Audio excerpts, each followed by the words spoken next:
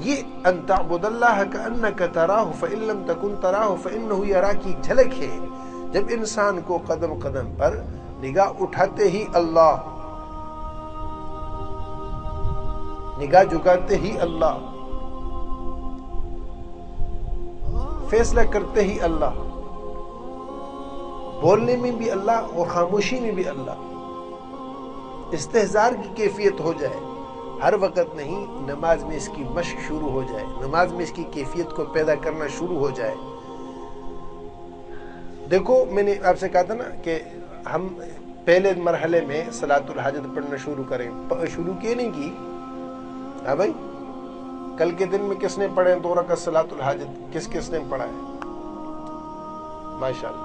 اور بھائی، اور باقی سارے جو ہے یہ ان کو کوئی ضرورت پیش نہیں آئی. ہاں بھائی، کسی کو کوئی مسئلہ پیش نہیں آیا؟ سبحان اللہ، تم تو بھائی فرشتے ہو. ہاں، فرشتے ہو کی ضرورت ہی پیش نہیں ہے. دیکھو بڑے مسائل میں اپنے اللہ کو ہم سمجھے کہ یہ مسئلہ بڑا ہے، اللہ نہیں، چھوٹے مسئلے سے شروع کرنا ہے. چھوٹے مسئلے سے شروع کرنا ہے.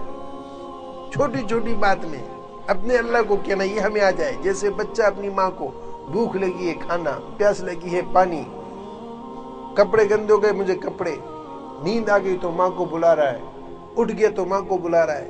ہر چیز میں اپنی ماں کی طرف متوجہ ہوتا ہے. مومن اپنے ہر کام میں اپنے اللہ کی طرف متوجہ ہو جائے، یہ ہمیں یہ چیز حاصل ہو جائے.